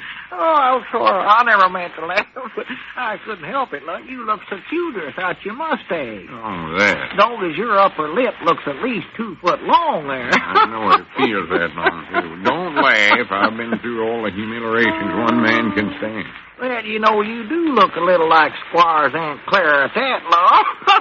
Oh, you heard about that, too. Oh, Lord, everybody in town knows about that. Just about what I figured. Them women wasn't satisfied with just resting me in that woman's get-up. They had to go and blab it all over. How'd you ever get yourself into that mix-up anyway? Well, don't you know? You said it was all over town. Oh, there's so many different stories, I don't know which one of them to believe. Well, it was all Squire's fault. Squire? Oh, I guess I oughtn't to say it's his fault. He was just trying to help me. Oh. See, after that meeting last night at his place, I stuck around there for a while talking to Squire, and the first thing we knowed, it was 8 o'clock and the curfew was ringing. Yeah, well, I knowed you was out after the curfew, but what did you have to put on women's clothes for? Just being out was bad enough. Well, I never put them on because I wanted to. That was Squire's idea. He wanted to put them on? No, he wanted me to put them on. Oh. So as I could get home without being noticed. Not be noticed? In that outfit? Lord, me, you might well have read a white elephant down the street, Lord. Well, you don't understand, Abner. See, I tried to sneak home, but the streets was full of women policemen out patrolling. Oh. So Squire figured the best thing to do was try to pass myself off as one of the women and get home that way. Well, why didn't you go on home instead of going over to that elder women's meeting? That's the worst one place you could have went to. I never went there. I was took there. Ah. Ms. Quincy busted right into Squire's house because they suspicioned us men was having a meeting over there, and that's when Squire introduced me to her as his Aunt Clara. Aunt Clara? No, I'd love to have saw that. Well, it weren't funny. She grabbed me by the arm and practical drugged me down to that meeting. Said I'd enjoy meeting all the women folks. Well, you ought to know it as quick as you got down the meeting. Miss Skimp would know that you weren't Squire's Aunt Clara. Look, Abner, I never went down there of my own violation. I was drugged down there. Well, why didn't you break away before you got there? Break away? Yes, sir. Did you ever try to get loose from Miss Quincy? I don't believe I have. Had a grip on her like a bear trap. No, she's stout looking on. Besides, I was so busy trying to keep my pants legs rolled up so as they wouldn't show that I never had time to do nothing. I love this boy. Hey, Abner, it ain't no laughing matter. Oh, I was sorry, love. It sounds Here funny. I am in jail right at the time when our men's organization needs me. Yeah. I'll say one thing for them women. They knowed what they was doing. Got the leader of the opposition and throwed him in jail. Are you the leader? Of course I am. What can us men do without me? What have we did with you? Yeah, I guess you're right, ain't you? I believe I am. Yeah, we hadn't actually made any headway. No good suggests come up at that meeting we had last night at all. At the elder women's meeting, you mean? No, the one us fellers had at Squire's house. Oh. Well, how long was you at that elder women's meeting before they found out who you was? Too dead blame long, I can tell you that. Oh, it was embarrassing. I just sat there with my feet as far back under my chair as I could get them so they couldn't see I had on men's shoes. Well, Maud Toops wears the same kind of shoes as you do. In fact, she bought one pair that you ordered before you could get them. Yeah, but she don't wear men's socks and garters. Well, I never noticed that. That young Miss Seastrunk was sitting right behind me, and she kept asking me to take my hat off so she could see the speaker better. One of them big hats with feathers and flowers and vegetables and I don't know what all over it. Yeah, I saw that kind. And my garden hat, I guess. Floridori. Miss Skimp wore it to church just last Sunday. That's the one. Yeah. How come that she never knowed it was her hat when you walked in there with it on? Well, she was up in front making a speech. Oh. That's the only thing that saved me at the time. Well, how did they finally find out who you was? Oh, I lost my head. Miss Skimp was suggesting they pass some idiotic law that'd take away what few rights us men had left, and I just couldn't stand it. I jumped up and started objecting to the law, and my hat fell off, my pants legs come down. Sister Simpson screamed, Miss Blevins fainted, Maud Toops took a swing at me with her pocketbook and like to kill me. Oh, it was awful, Abner. Well, doggies, why couldn't I saw that? I miss out on all the good things. Good things? That's the terriblest thing that's ever happened in my whole life. I'll never live that down. Look, that's all. Accused me of being a spy and everything else. I was lucky to get out with my life. Called you a spy, huh? Yeah. Well, you was in a good spot to do some spying. Did you find out anything, right? No, just that half-witted law they was trying to pass there, but I couldn't tell from some of the remarks that they was making just what it was. Oh. I know they're aiming on passing something big, though. There's some big issue about something. I don't know what it is. Big issue? What was it? I couldn't find out. Oh. I could tell it was something important, though. Wish now I'd kept my mouth shut so I could have stayed there a little longer and found out what it was. Why, sure, you could have got in on the sandwiches and cocoa, too. I know they generally serve food at their meetings they hold at night. Well, I weren't interested in sandwiches at the time. Oh, I love All I wanted to do was get out of there alive. Yeah, that's better, I guess. Elizabeth never said nothing to you this morning about anything big they was going to do, did she? No, she don't tell me nothing, Mom. I asked her something about what her and them elder women are doing, and she gives me a peculiar smile like I was just a kid of a boy and oughtn't to be asking such questions. Yeah, I know. You'd think I was a moron the way she treats me. Well, listen, Abner, see if you can't find out something anyway. Well, I don't know how to do it, Mom. She just won't talk to me about such things. Trick her into it. Make her talk. You got to find out some way. We've got to know what they're up to. Oh, yeah, I'd love to. It's the only way we can fight them. It's up to you, Abner. Well, I'll try. I'll ask her again when she gets home tonight. No, don't just come right out flat-footed and ask her. Be subtle about it. Get hold of some of her private papers and read them and all that. Is that how you be subtle? Well, that's one way. It's the best way, I believe. Well, I want to do the best. And when you find out something, come right down here and let me know. Don't waste a minute. Well, what can you do sitting in jail here? Well, I don't know for sure. I'll have to work out some secret contacts on the outside, Rick. I'm going to get out of here. It's silly being locked up down here. Well, I'll admit that, but they ain't going to let you out long. And another thing, I don't think they'll let me come in and visit you anymore today. Fact is, I reckon I'm supposed to be out of here right now. Miss Quincy said I could just talk to you for about 5 minutes. surprised she ain't been back here to drag me Well, out. I think I hear her coming now. Battle-axe. Yeah. That's her walk, all right. Walks just like a man. Yeah. Wait a minute. It is a man. Squire Steele. Squire? Yeah. Granny's, have they arrested him, too? I'd always coming out now. Must have found out we had that meeting over at his house last night. Well, how is my dear old Aunt Clara today? Did they get you, too, Squire? No, I'm just here as a visitor. By the way, Abner, Miss Quincy told me to tell you your time was up. You'd have to leave. Yeah, well, I was waiting for that. Well, I'll see you later then, Lum. Don't forget what I told you to do, Abner. I won't. You step in and close the bar, Squire. Yes, all right. Just hope I can get out again, though. Seeing you coming in here, I thought surely they'd arrested you, too. No, I did have quite a time explaining things, old Lum. See, the fact that you were wearing some of Mrs. Skimp's things last night pretty well proved that you'd been over to my place. Yeah, that's right. I never thought about that. But I convinced them that you just dropped over for a minute and didn't realize what time it was, and I told them the dress idea was yours. Mine? Well, yes. See, Lum, I didn't want to get both me and you behind the bars. Then our organization be whipped completely. Yeah, maybe you're right. Yes, I know I am, Lum, and that's what I want to talk to you about, too, is that's our organization. Lum, we've got to take action immediately because something has come up. What do you mean, Squire? Well, while Mrs. Skimp was out shopping this morning, I took the liberty of looking through some reports that she brought home. Lum, do you know those women are going to float a big bond issue? Bond issue? Yes, to finance a park and a zoo and a whole list of so-called improvements. So that's what they're... Yes, that's it, Lum. That's the first sensible thing they did. Well, here's the trouble, old Lum. They're making such short terms on those bonds that we'll never be able to make the payments. Oh, my. And they'll take over all the property in Pine Ridge. See, I'm somewhat familiar with the outfit that's putting up the money, Lum, and they're an unscrupulous lot. How do you know they're? Well, I've sort of had some dealings with them myself, much to my regret. But the point is this, Lum. If the women put this across, and they're set on doing it, those promoters will soon take over this whole town, lock, stock, and barrel. Oh, my goodness. Hi, Grannies, we can't let that happen. Well, here's the worst part, Lum. They're going to call a town meeting tomorrow and put this bond issue to a vote of the citizens. Tomorrow? Yes, tomorrow. Here I am in jail, helpless. Squire, what can we do to head this thing off? What can we do?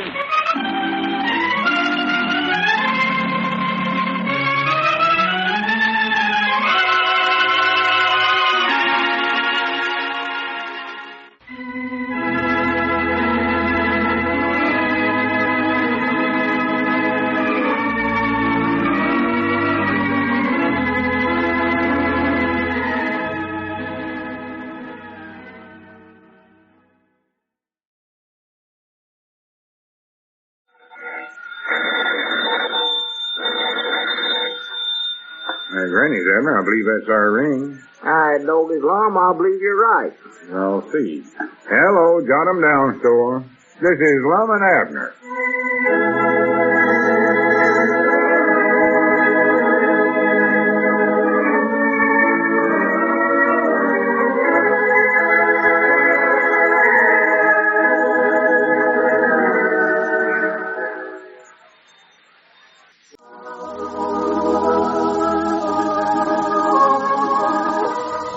Now let's see what's going on down in Pine Ridge. Well, as we look in on the little community today, we find Squire Skimp visiting Lum in his cell at the jail. Listen. Wouldn't they listen to you at all, Squire? No, sir, and I can't figure it out, no. The men in Pine Ridge have been kicked around, downtrodden, and dictated to by these women since they got into power. And still, they're ready to vote for this bond issue. You'd think they'd be against anything that the women would propose, just on general principles. But no. Well, didn't you tell them about this gang of promoters that sold the women on the idea of the bond issue? I tried too long, but it doesn't seem to do any good. I just can't seem to put the idea across. That's curious. You wouldn't think they'd want to sit by and let their town go to ruination, even vote for it. I just don't understand it. The only thing I can see is that a lot of the men that I've talked to aren't particularly well versed in the complex operations involved in bond issues. All they can see is the proposed result. And, of course, the tragedy of that is that the results won't be realized. Well, I can understand the women folks falling into that trap, but I'm surprised the men would. Have you tried talking to any of the women, Squire? Explain to them what they're getting into? Lum, it's easy to see that you're a bachelor. Huh? Women don't listen to anything you have to say, especially now when they think they're all powerful. I think if we give them the facts, though, they'd understand what's going on. No, Lum, that's where you're wrong. I tried to have a heart-to-heart talk with Mrs. Skimp last night. Tried to point out to her the dangers in this bond issue. And when I got through, you know what she said to me? Now, what'd she say? She said, Maynard, here's my slip showing. Slip showing? That's all that woman was thinking about the whole time I was talking to her. Now, that'll just give you an idea of what we're up against, Lum. Well, Squire, you just got to do something about it. There's nothing I can do sitting here in jail. Well, I don't know that there's a lot you could do out either, Lum. Nobody will listen to you. You just got to make them listen. We can't let this happen to Pine Ridge. No. This is bigger now than just a fight twixt us and the women folks. This is practical means the life or death of our town. Yes. All right, Mr. Skim, time's up. There comes the old battle axe. Yes, Mrs. Quincy. You'll have to leave, Mr. Skim. Rules are rules, you know.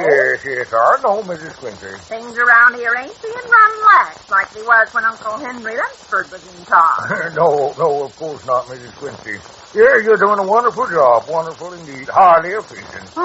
Well, Lum, looks like I'll have to leave you, but I'll see you later. Not later today, you won't. No, of course not. Rules Yes, are... I know what. Rules are rules. Squire, try to work on that, you know what.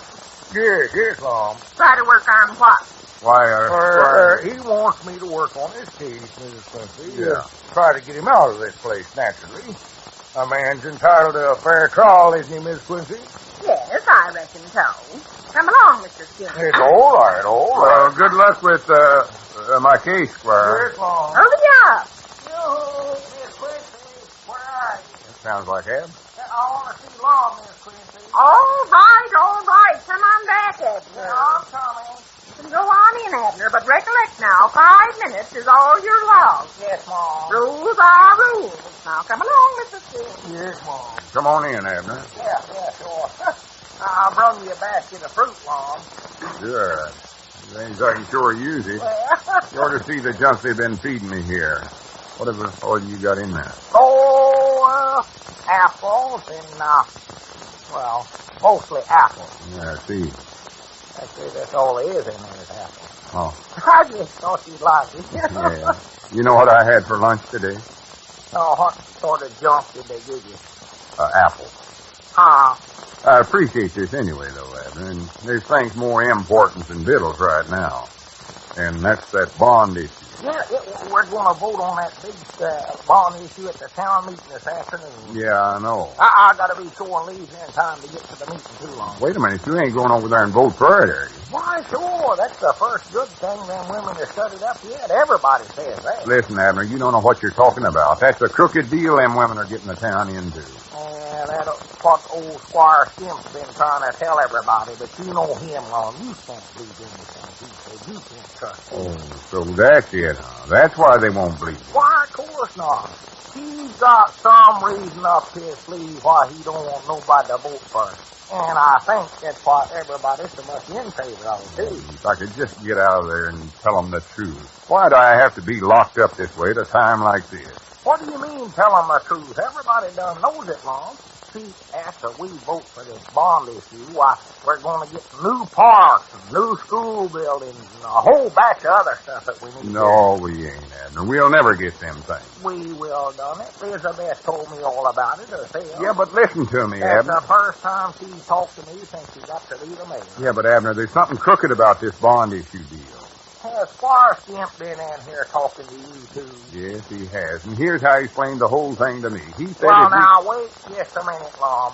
I'll put my woman's word up against Squire Skimp any day. Abner, you've got to listen to me. Lum, if you're insinuating that my woman's... I never said no such a thing. I'll admit maybe Elizabeth's been wrong about a lot of things since she got into politics. I know you ain't crooked, man. There is the honestest one I woman. know she's honest, Oh. but her and them elder women just don't know what they got themselves into. They ain't had enough experience in this thing. Well, I don't want to argue. Oh, my goodness, look what time it is. I've got to get on with that town meeting law. Abner, wait a minute. You've got to listen to me. You've got to tell the others. Lord, I'll be late. You're my only hope. Elizabeth told me to be sworn to you there. Said we had to have at least 2/3 of the citizens vote on this before it's legal. Abner, for goodness sakes, don't go. Wait a minute. I'll tell you how the vote comes out. Abner, wait a minute. You can't do this. Them people have got to know. Won't somebody listen to me?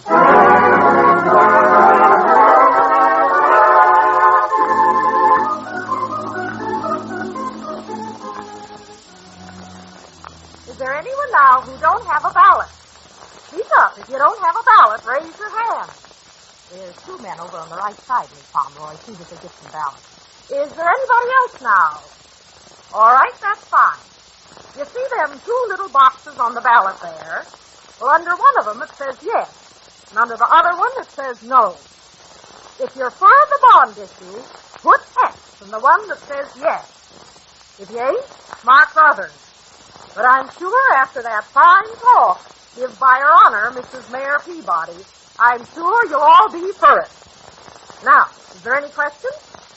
Yes, what is it? Is that a capital X or just a plain little on the X? Any kind will do. Any other questions? None? All right, then. You may now mark your ballot. Wait a minute. Don't mark them ballots. Don't mark them. Lord, how'd you get out of here? All right, Miss Skimp, I'm taking over here. Now, just a minute, Lum and Abner. Men of Pine You Ridge. get off this platform, Lum. Us women folks are conducting this meeting. You women folks have been conducting too many things around here. Now, you just hush up, because I've got something to say, and grannies, I'm going to say it. Men of Pine Ridge, I'll have you arrested. you fellas came here today to vote on a bond issue. Squire Skimp has tried to warn you about this, but none of you believed it. But grannies, you got to listen. According to the agreement, if the bond money ain't paid back to the promoters behind this thing within 30 days after the bond issue is voted, well, then they can levy taxes on all the property in town. They said that was just a formality. And if the extra taxes ain't paid right away, them promoters can sell your property for the taxes. Are you men going to stand for that? Lum, Eddard, if you Take don't... some. Listen, men, we can't stop this thing just by voting against it. The women has got us outnumbered, so they can put the bond issue across. But if we ain't here, they can't even hold this election. Because our law says that you have to have 2/3 of the registered population vote on a bond issue or it ain't legal. Men, this thing has come to a crisis. What we do today determines the future of our town and our own futures, too. So listen to me. I'm walking out of that door there, and I ain't going to stop walking till I get out of town. Any man here that believes in Pine Ridge, any man that believes in his own dignity will get up and follow me. I warn you, men, this is the time for action. If we don't act now, we're lost forever. Follow me and let the women see for themselves what a mess they've made out of this town. That's all I got to say, men. It's up to you. I'm going now. I don't be I'm with you. It's Walt's right. Come on, man. Come on, you ladies. Hey, Walt, Earl, come on. Let's go. This is our march to victory.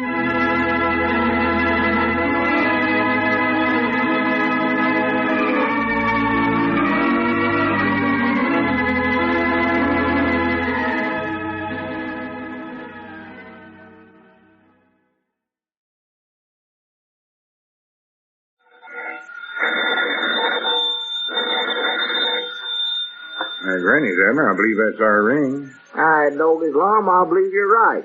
I'll see. Hello, jot 'em down, store. This is Lum and Abner.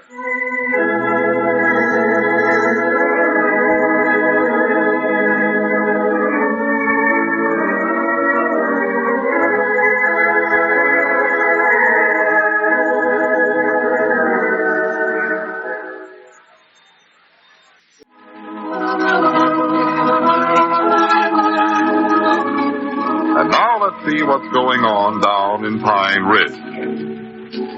Well, as we look in on the little community today, we find a group of men watching a horseshoe match in their encampment on the hill just outside Pine Ridge.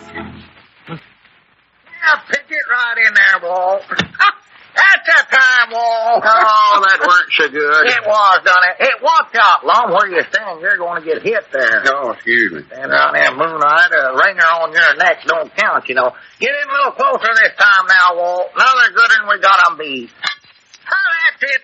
A leaner. That's the way to do it, Walt. It is. Look at it. Daylight in there. Yeah, that's a leaner. Right up again there. Look at that. All right. So you can get my knife blade down, but touch it. Look there. All right, Charlie. Get up there and knock him off. No, now. he'll never do it. Take your time, Charlie. Aim good. Take dead aim. Try your level there. Nothing to it. Never do it. No, you miss. That's all right, Charlie. You got your eye on it.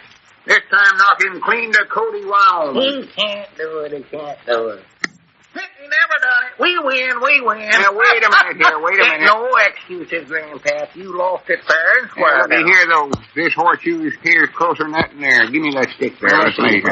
All right, measure. Oh, well, that don't make no difference. That leaner's all we needed to win. You know it. Ain't that right, Long? I don't know. I weren't keeping score. Yeah, that's a game. We win it. I knowed we'd do it, too. Good work, Walt, old boy. All right, pick 'em up. 3 out of 4. You said 2 out of 3. It's 3 out of 4. Oh, prattle.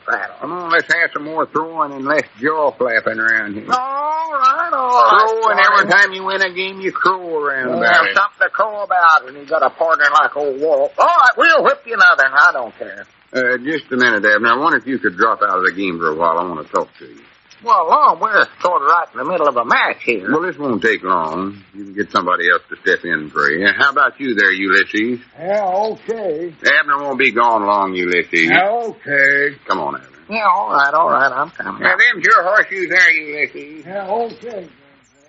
I'm sorry to drag you away from the game, Abner, but there's some things I want to talk over with you. Old Grandpappy sure mad because him and Charlie ain't win a single game from us yet. You win one? Oh, he was mad, I could tell that. Oh, he's worse than what's happening here.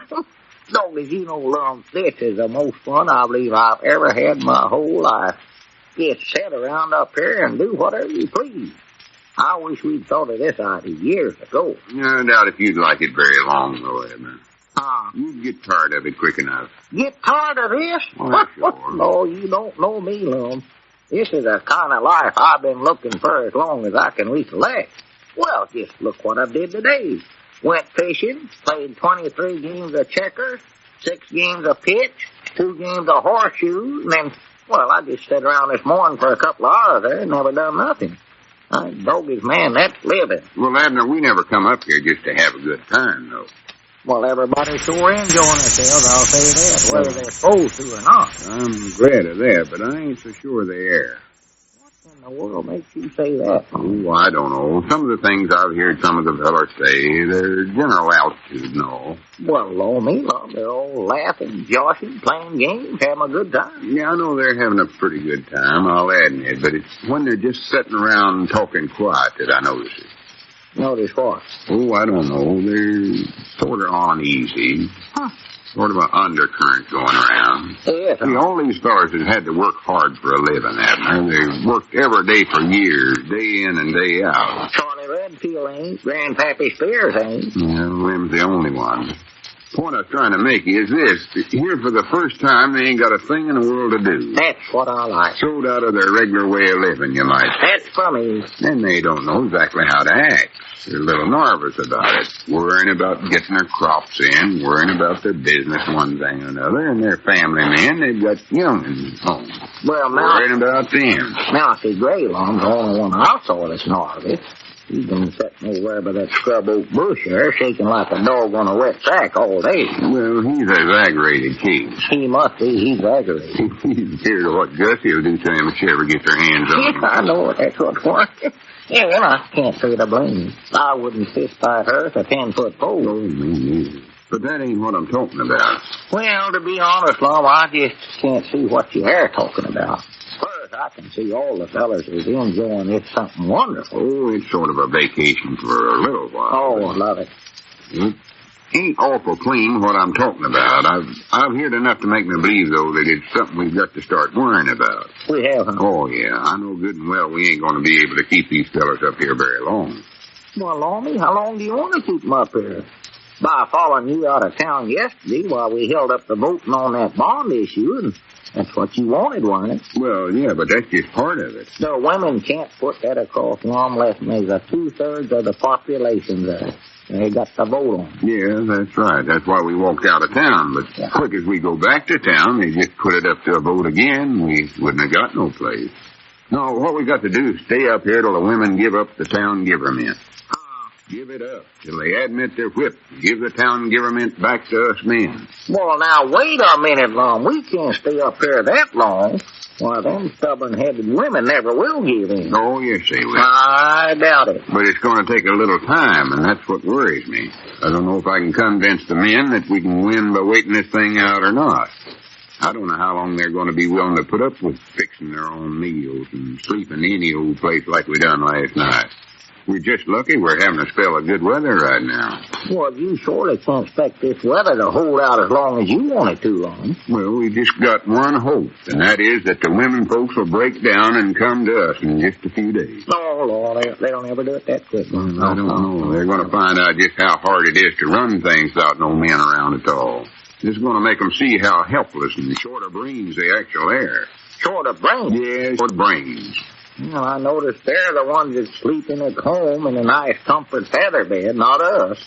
Us and our big brains are sleeping out here on the ground. That won't be for long, though.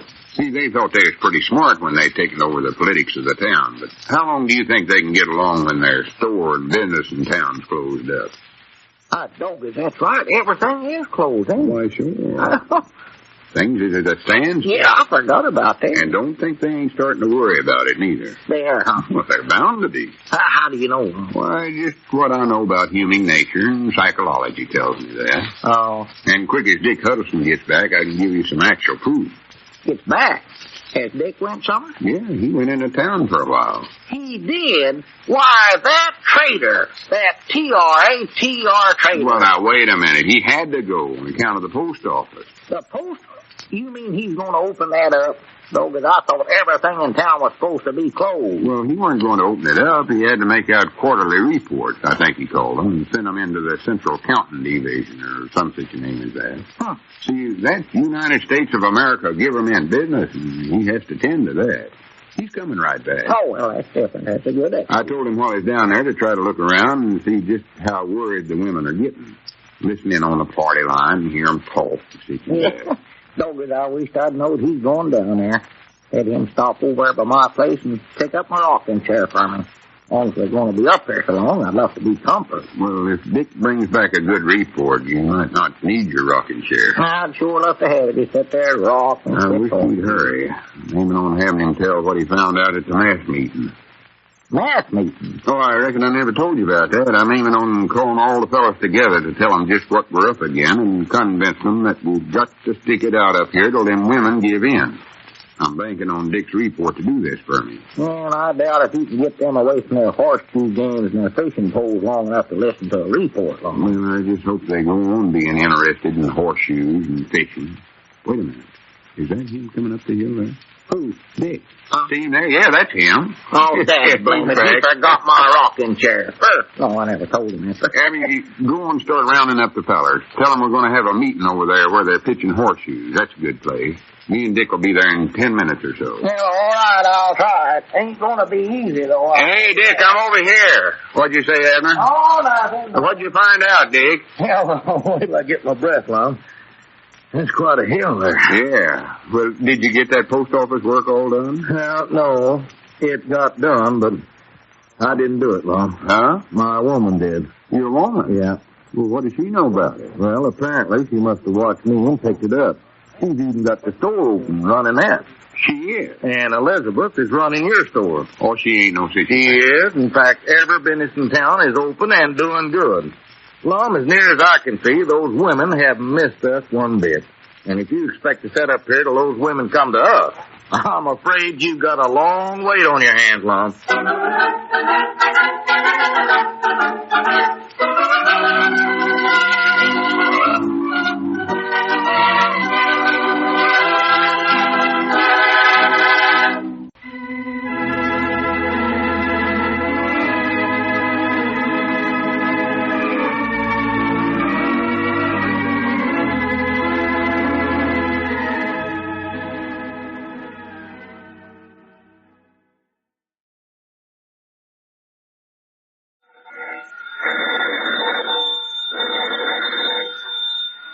Granny's, Abner. I believe that's our ring. All right, Doggy Lum, I believe you're right.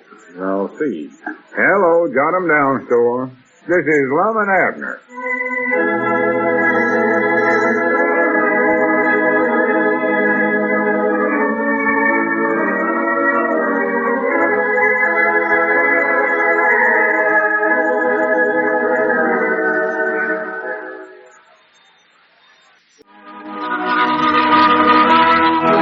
Let's see what's going on down in Pine Ridge. Well, as we look in on the little community today, we find Lum, Abner, and Grandpappy Spears sitting on the ground, apart from the others, talking things over. Well, I know this much, Abner. If we don't study up an extra good idea before sundown, we're licked. I know good and well we can't get all the fellas to stay up here another night. Well, this sure ain't the most comfort sleeping I ever done, I know that. Because I got a crick in my back I never will get out. You know, my rheumatism is coming back just as sure as the world. That Lum, ain't there some other way you can get them women folks to give the government back to us? Well, if there is, I don't know what it is. Oh, I mean. I've studied this thing forwards and backwards and upwards and downwards, and I can't figure out what it is. Huh. I thought surely by this time the women folks would realize that they can't get along without us. Near as I can see, they ain't showed no signs of it yet. No. Fact is, they seem to be getting along better. Why, sure, they're running both the politics and the stores. They've taken over everything. I thought that idea about starting up a new town would have some effect, but it never. Well, some of the men thought that was a good idea. Build a new town of our own right up here just for us men. Yeah, I had a good name studied up for that, too. Womanless Arkansas. Yeah, I know. Some of the men liked it, too. Yeah. Womanless Arkansas. You told us that, Grandpap. Where the men wear the pants. Uh-huh. The trouble with it, that was that it never had no effect on the women at all. We sent Earl Pomeroy down into town to tell them that's what we was aiming on doing, sort of threaten them with it, but they just laughed, Earl said. Never believed it for 1 minute. Yeah. Well, why don't we actually do it then? Just go ahead and build us a town right up here. Oh, you can't actually do that. We ain't got the money. And the second place, couldn't get the materials. No. Besides, that ain't what we really want, you know it. No, I reckon not. What we want to do is get Pine Ridge back again. Run it ourselves like it ought to be run. Live in a normal, regular way like we used to. Doggies, we used to have a pretty good town, too, you know it. Yeah, you know, I could get the materials to build with. I'm a veteran. Hush up, Grandpa. Spanish-American War. I can get this 7-legged material. Not enough to build a whole town with. Who's that heading over this way? Oh, it'll be, huh? I can get a double pigeon-toed priorities for any materials you name. Reckon what old Caleb's wanting. Well, I can tell you what he wants. Wants to complain to me just like half of the others has done the last couple of days. Complain? Yeah, they practical all tell the same story. They say they all come up here in good faith, but so far we never accomplished a thing. Well, we ain't. Oh, you're right. Now they feel like they sort of got to get back to the places to get their crops in. Yeah. Planted and all. If they don't get their crops started, they ain't going to have nothing to live on next winter. Well, they're right about that, Lum. I know it. Well, I say we've got to get an idea right away that'll make them women give in so the men can go back. Yeah, got to do it. Granny's, when they do go back, I want them to go back as men, not mice. No. Well, there comes Caleb. See if you can convince him of that. Yeah, stay here, Abner, and help me out. Yeah, well, I'll do what I can. Yeah, I think I'm going over and pitch a few horseshoes. Might help my rheumatism. Yeah. Is there a horseshoe game going on over there, Caleb? Never noticed, Grandpap. Yeah, howdy, Caleb. You want to see me? Yes, I did, Lum. I want to talk to you. That's what I figured. Yeah, I want to talk to you, Lum. Well, sit down on the ground there and get it off your chest, Caleb. You don't mind if Abner's here, do you? No, I don't care. It's all right. I've been a-studying, Lum. Been a-thinking. Been a-studying this here thing over, and an idea come to me this morning. Idea? A plan, you might say. Well, what sort of a plan, Caleb? What for? Well, now, I don't know whether you'd call it a plan or not. It might not be no good at all. Maybe I oughtn't to waste your time with it. I mentioned it to Tom Foster. Of course, he's pretty skeptical. Yeah, what did Tom say about it? Tom thought it was great. Oh, well, let's hear it then. Well, I know the man in Guthrie, Oklahoma. Yeah? Oh, I didn't know him too well, of course. Not exactly a stranger, though. Had connection with him, you might say. I see. Oh, I guess you'd call them connections. I was sort of related to him. Really? Yeah, he was my uncle. Lived with him for 7 years. Oh, well, I guess you could say you knowed him then. What's he got to do with all this? Well, nothing, actually. Oh. Well, look, Caleb, if you've got a plan, I wish you'd come right out and tell me what it is. I'm in desperate need of one right now. We're in an awful fix. That's what I come over here for, Lum. Oh, Abner, did you hear the story my uncle tells about Guthrie, Oklahoma? No. Fact is, I never even knowed your uncle. Too bad. Quite a nice fellow. Oh. Good looking, tall. Well, there's some that said he was tall, in a way. Oh. Some people might not think so. Fact is, I doubt, but there's them that tell the opinion that he was sort of medium. Well. Of course, he might have been mistaken. Yeah. He could be dead right about some things, but sometimes things like a man's height, they're hard to judge. Yeah. Personally, I've always felt that he wasn't short, but I could be wrong, too. In this case, though, I'd say I was right. Yeah. How tall was your uncle? 6'7"3/4. Well, 6'7" 3/4. There was a time when he was 6'7" 7/8. But as he grew old, he seemed to shrink. Oh, I oughtn't to say he was exactly old. I reckon looking at it from one point of view, you might say that. But on the other hand... Listen, Caleb, you come over here to tell us a plan. If that's you got right, one, Lum, that's right. Well, hurry up and tell it. If we don't do something right away, it's going to be too late. Well, that's the way I look at it, Lum. Of course, there's some of the fellows up here that hold a different opinion. But on the other hand... Caleb, how old was your uncle? 101 years, 8 months, 1 week, and 3 days. Died exactly at midnight. Well, I guess you wouldn't exactly say it was midnight. I got an aunt who holds the opinion that the hall clock was off at the time. Mm-hmm. Of course, 2 cousins of mine have long felt that their mother, that's my aunt, was nearsighted. Well. But you know how young people are, all find fault with their parents. Just imagine things that ain't true. Of course, I suppose they could have been right about my aunt's nearsightedness. Last time I saw her, she was standing in front of a cigar store asking the wooden Indian what time it was. Listen, Caleb, if you've got something to tell, I wish you'd hurry up and do it. I never even know the wooden Indian could tell time. Abner Hesha. Oh.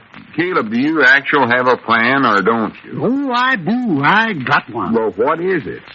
My uncle tells a story about Guthrie, Oklahoma. Oh, me. Here we go again. Oh, I guess you'd call it a story. Of course.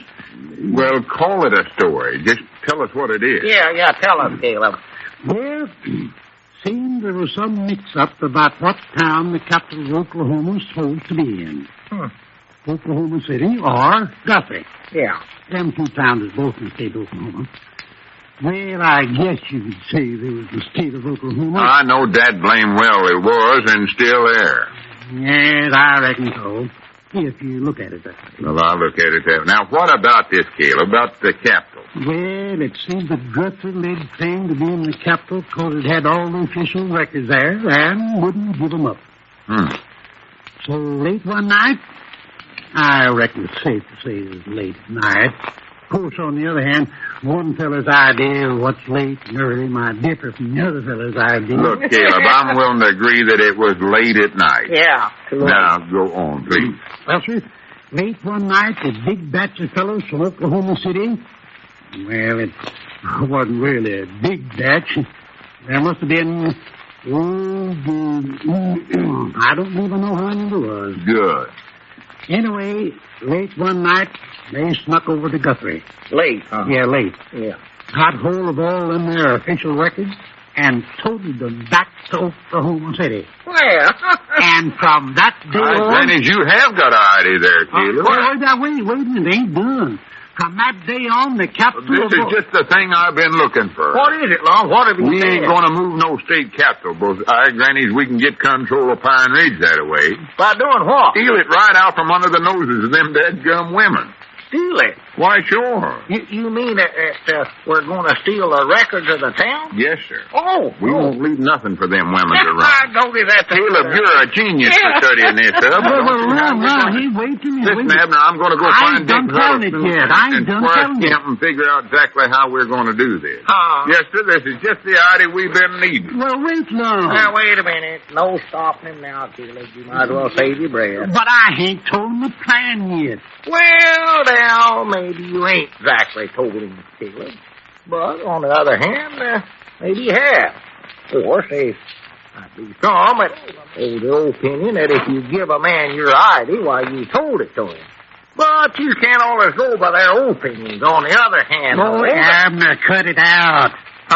If there's any one thing I can't stand, it's a man that beats around the bush.